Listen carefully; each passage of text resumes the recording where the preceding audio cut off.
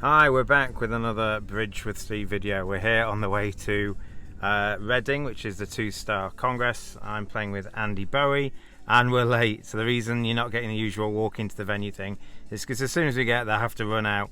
We've basically already drawn round one because the pair in the car with me are late as well, obviously, and we got paired against them first round, so no one had to sit out effectively, so that's good, I suppose.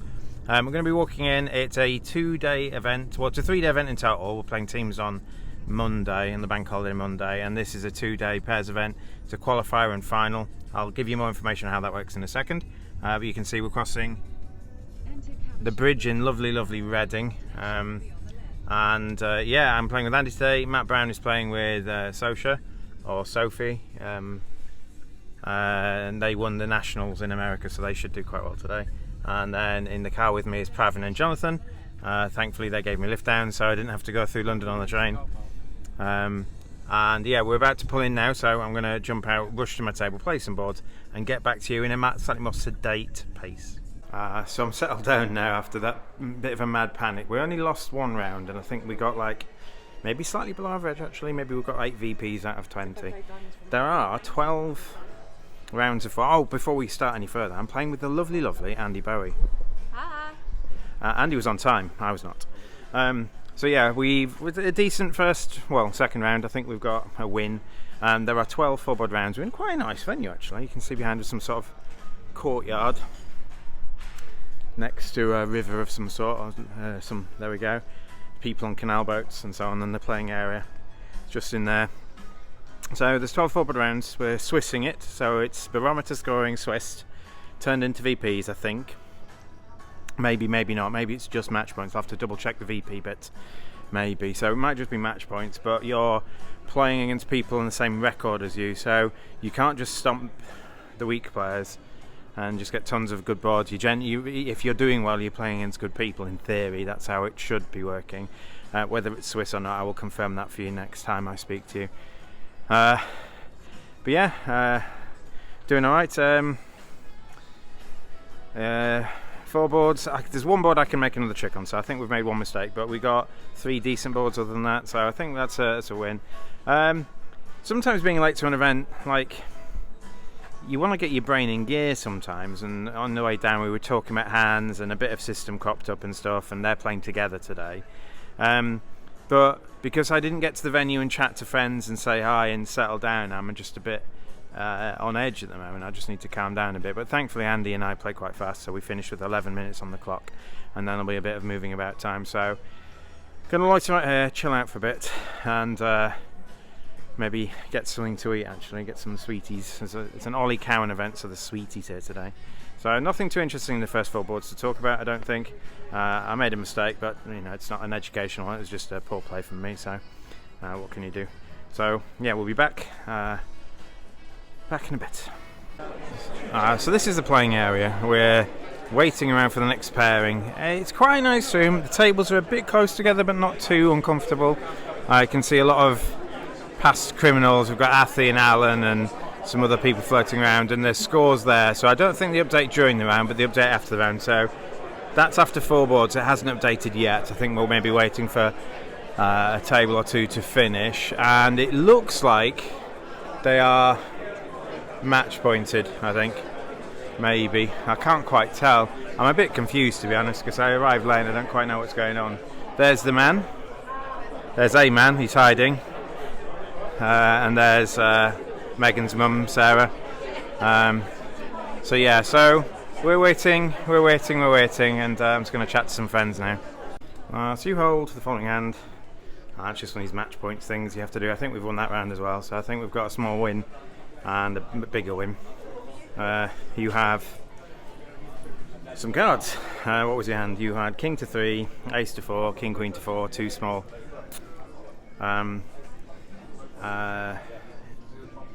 The hand on your right opens 1 spade. Partner passes, your hand on the right opens 1 spade. So you haven't got a bid here. You'd like to double to show 4 hearts and an opening hand, but you can't stand partner bidding 2 clubs really, and you've not got the compensating strength to enter the auction on a misfit if they do. So I passed. and it goes a no trump on my left, pass, and if the hand now bids 2 clubs, I've got an easy double, but they don't, they pass, and they're not vulnerable. I think it's love all, and if we're making something, we can't afford to be taking 50s, and if they're just going off, we can't afford to be taking 50s again. We want to be getting like 100 or 300. I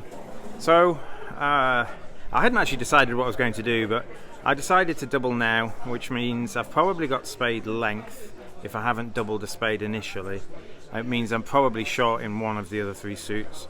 So my intention, I think, was to transfer, if partner bids 2 clubs, to bid 2 diamonds. I hadn't decided whether that's what I was going to do yet, but Andy passed it out. Andy's got a maximum pass with ace jack 9-8 and king jack 9-8 in the minors.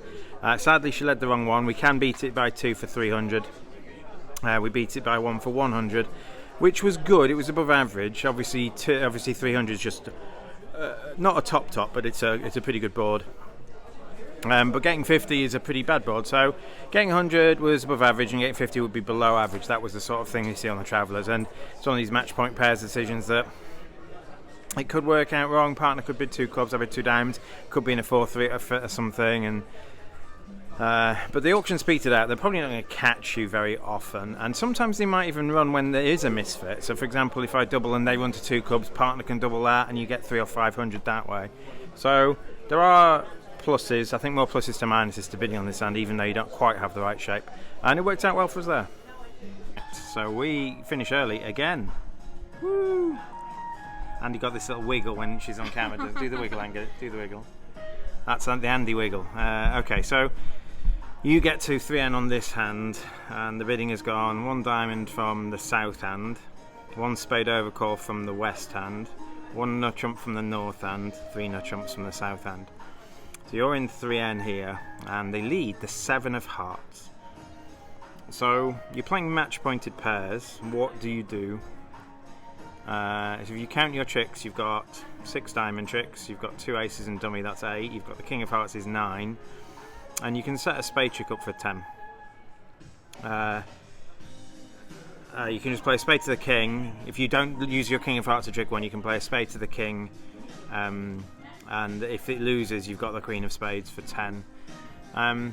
But your spades are king, queen, 10x, and they've overcalled a spade. So the percentages, I think, are that the jack of spades is going to be onside, and if you can play a spade to the 10, regardless of where the ace is, as long as the jack's onside, you can get 2 spade tricks. So I think in match pointed pairs, with the 1 spade overcall, it's correct to play a spade to the 10. If it loses to the jack and you only make 9, but what you're playing for, when you're considering doing this, the first thing you should consider is this a normal contract? Is this a contract that you'd normally get to? Yeah, imagine if they don't overcall a spade, it goes like a diamond, a spade, 2N or 3N or something like that, showing solid diamonds. People are going to be in 3N here. So you need to make the most tricks that you can on regular splits and regular breaks and regular finesses. And the jack of spades, you're missing 8 spades, and you know 5 of them on your right at least. So 5/8 of the time the jack of spades is onside. So you should probably play a spade to the 10, and 5/8 of the time you'll make 11, and 3/8 of the time you'll make 9, rather than just playing for a flat 10. And you will gain against the people who haven't had the 1 spade overcall, basically.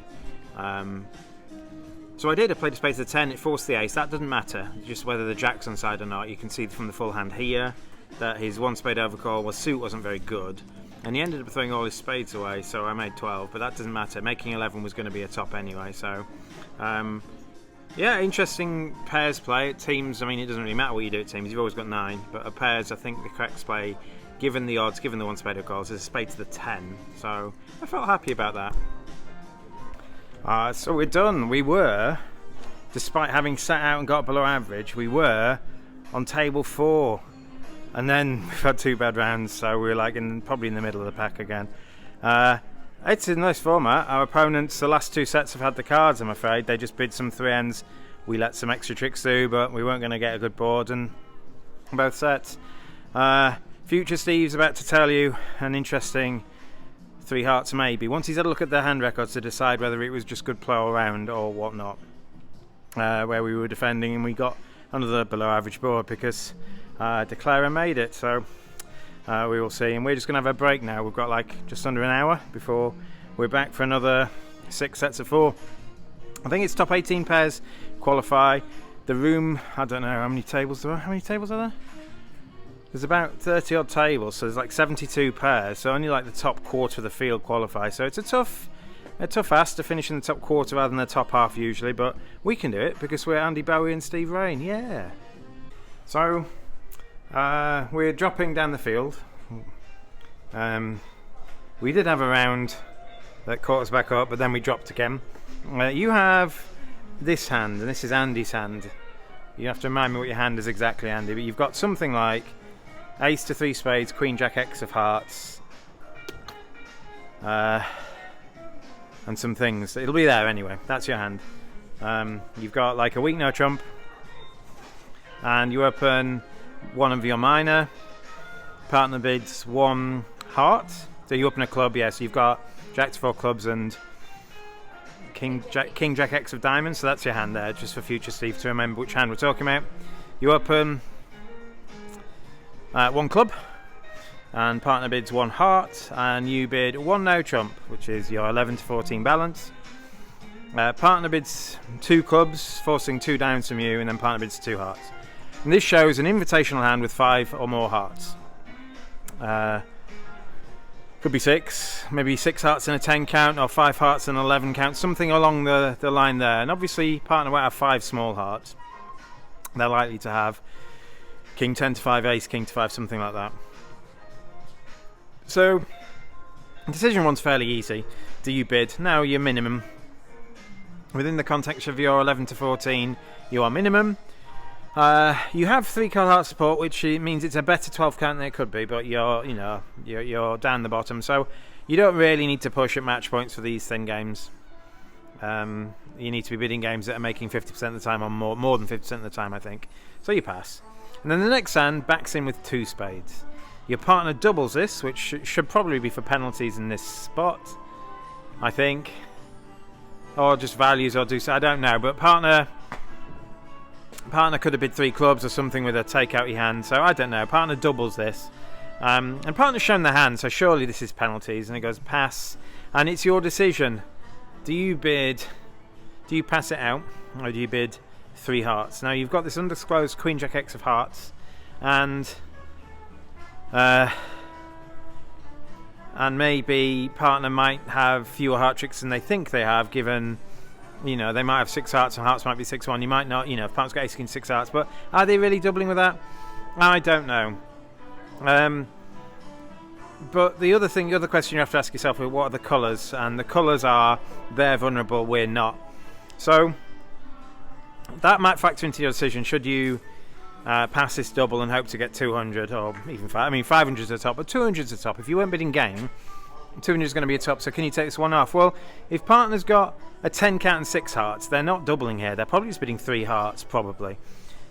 So partner's likely to now have this 11-ish count and 5 hearts, and for whatever reason doesn't want to play in no trumps, doesn't want to make a balanced game choice. So maybe partner's got a stiff diamond or short clubs or something like that. And in that case, you've got the ace of spades. I think you should probably be passing this. Probably. I know you've got an 8 card heart fit, but 200 is the top at match points, the colours they're in. If they were favourable, maybe 3 hearts is the correct choice. You've got to trust them. And had this board come at the end of the round, and it's only playing 4 boards, I warned Andy that the person who bid 2 spades was a bit wild. Obviously they've come in over an invitational to game auction vulnerable. You've got to think they're a bit wild anyway, but they didn't ever call a spade. That's a big indication that they either only have 4 or have a bad hand. And the odds that partner has a singleton in one of the minors are pretty high, I think. But if this came in the last board of the round, after this, what happened? Andy bid 3 hearts, and we made 170, which is probably a flat board. But later on, 2 boards later, he bid 3 diamonds. I doubled it. It got redoubled. Went for 11. I went for 1,000. And then the board after that, we caught him in 2 spades, double for 300. So had Andy seen these 2 boards the other way round, these 2 boards came first, and when I doubled 2 spades, she would pass in a heartbeat. She did. This guy was just bidding because it was his turn to bid, and he didn't want to pass again. So So I don't know. I think it's probably right to pass, and it's definitely right to pass if you know the person like I did, or you'd seen what he'd done already, like we had late in the round. So opportunity lost rather than a bad board. Have a wander through the hotel now. You can see that's the courtyards with the jazz music, and I'm wandering through. This is Clown Plaza. There's Chucker over there, Chucker and Athy. But this is a bidding decision for you in the round where we're climbing back up. I think there's like 2 or 3 sets to go, and you can see how nice it is. But this is your hand. You have a nice normal 1-1-1-10 shape. You've got stiff, ace king, well, 10 solid. I think you've got the jack of hearts, but the other 2 honours are worthless. And you're unfavourable, which is not the best thing to do. So before you can think about what you want to open, you're third to speak, and 2 people bid in front of you. Your partner opens 3 spades vulnerable against not. That will be a decent hand. And the hand on your right bids 4 hearts. That's good, because over 3 spades you'd be worried that 5 clubs might be exclusion or something like that. I don't know whether it should be or not, but 3 spades pass 5 clubs. There's an argument for that to be exclusion, because the odds that you have a good enough suit that you want to insist of 5 of a minor over partner's vulnerable 3 spade bid, pretty rare to happen. So anyway, they bid 4 hearts, and I think you've got an easy 5 clubs. Partner's more than not going to have the ace of spades, and you can count 11 tricks. This goes 5 hearts on your left, pass, and the 5 hearts was slow. They were thinking of something else. Now, you don't necessarily know what they were thinking of. They could have like diamond values and they're thinking of doubling you. They could be thinking of bidding 6 hearts. They could be thinking about passing and letting 5 clubs play. But they've bid 5 hearts, pass. Now, you know from your hand that it was probably wrong for them to be doubling or defending 5 clubs. You have 10 tricks in your own hand, and if partner's got the ace of spades, you've got 11 and 5 clubs is making. So, to some extent, they might have done the right thing. But if partner hasn't got the ace of spades, you might not be able to beat 6 hearts or even 7 hearts. If partner's not got the ace of spades, partner's got king, queen, jack to however many spades or whatever, you've got no defence to anything. And one of the dangers of the hand on my left thinking before bidding 5 hearts was they were thinking of bidding 6. All they need is a ace of spades and a void club, or one of those 2, and they might have been thinking about bidding 6. You've got all your values in clubs, partner's got other values in spades. It's likely the hand on your left's got diamonds. Maybe they've got like honour to 3 hearts and a 6-card diamond suit, and be worried about 2 fast losers in the black suits. For example, they might be looking at 2 small clubs. Or you know, if that's the case, that the hand on your right's void. Now, we're going to do some maths now. So it goes 5 hearts, pass, and you're vulnerable. If you bid 6 clubs, what do you need for it to be good? Well, you need partner to have the ace of spades. If partner hasn't got the ace of spades, you're going for 500. You're losing 3 aces. It's unlikely partner's got a red ace. Let's take that out of the equation. You're losing 3 aces. So you're going for 500. If partner has the ace of spades, you're also beating 6 hearts. So it might be right to bid, because mainly because you play a spade to partner's ace and a spade ruff, as long assuming that that's an option. So it might be right to bid 5 clubs, but whenever partner hasn't got the ace of spades, it is wrong. When they've got it, it may or may not be right or wrong, whatever, but when they haven't got it, it's wrong. And I don't know what the right thing to do is necessarily, and I took it into myself that the person's long thought before doing it, because they can't really be thinking of doubling. I know the colours are right to W, but you've got 10 clubs. They can't have the club length they need, or the club strength they need. They're likely to have heart support and a good diamond suit. They just might not have the defence. So it's more likely they're thinking of bidding 6, which means they're probably looking at either the ace of spades or a void club. And if they've got either one of those 2, it might be dangerous to bid 6 clubs, because they bid 6 hearts, and then what are you going to have to do over that? You have no idea if partner's got the ace of spades.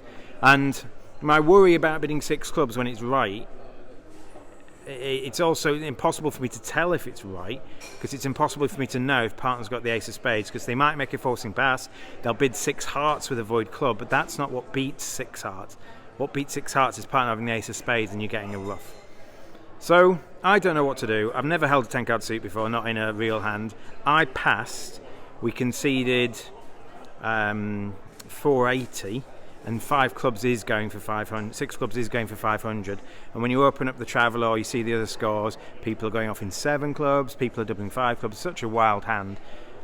And at the end of the hand, no one believed I had 10. I just said, they go, well, they said, I've had to trust you, bid it, and they bid it, and they think comfortable. And then they wonder why the percentage is so low. And I said, did you know how many clubs I had? And he went, 8? I'm like, no, I had 10. Sometimes you make fish plays. And I made a very big fish play, and I think it probably takes us out of qualification. Top 18 pairs, we were like 35th going to that set. We started with a good board and then 2 plus minus E ones, and finished with the bottom. The bottom's my fault.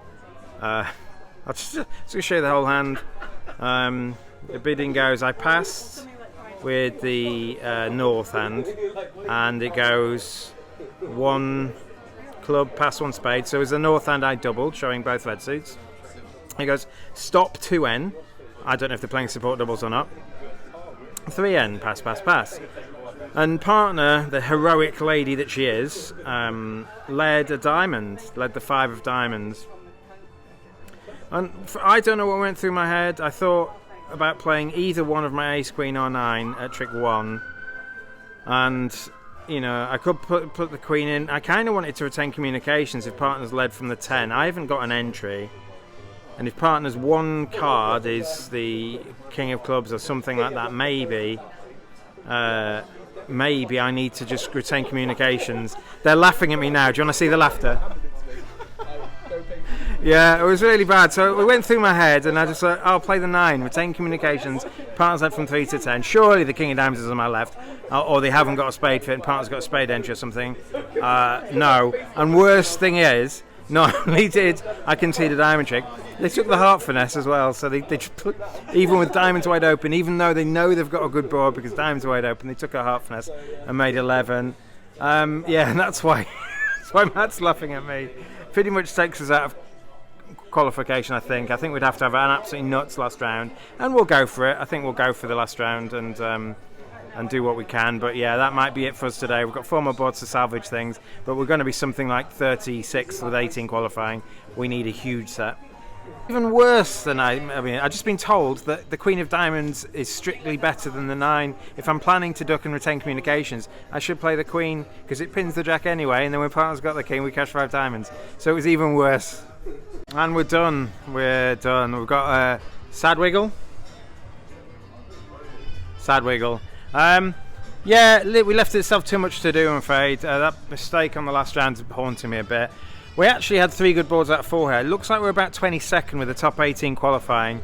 There was a chance on one of the 4. I mean, basically, we needed 4 tops, and I was doing some weird things. I was considered taking like an anti-percentage finesse, and 3 of the 4 things I did pulled, or that we did, you pulled off. We pushed them to 4 hearts, which went 2 off. If I double it, we just get a better board, but 2 off was pretty good. And then we pushed them to 5 hearts and 4s making. That was good. And then we competed to 2 spades, and they doubled us. And if Andi can go 1 off, we get a top. And she couldn't drop the stiff king offside. I think there might be chances, otherwise they defended well and things fine. And 4 hearts makes their way. So like if people are bidding 4 hearts, we don't get a bad board, but no one is. So there was chances for us to get there, I think, the way it went, but we didn't. So I've had a good day today. I always have a good time playing with Andi. She's lovely. If she ever offers you a game, say yes, and that's an order.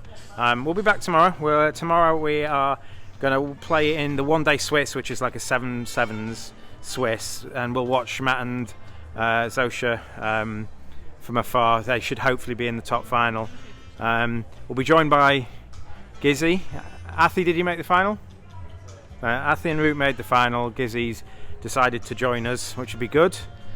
We're friends. Yeah, we're friends, yeah. So we had a good time there. Oh, you've met Megan before. This is Megan's mum. We didn't have a good time. Didn't have a good. You must have playing with Gizzy. Didn't do well, but you had a good time. You always have a good time with Gizzy. Yeah, so we're back from we're going for a Greek restaurant, then I'm going to stay at Cooper's, and then Cooper will be here. We're playing Pass the Fish on Monday, where we swap who's playing with Cooper each round. So I don't tell him that. I'll see you later.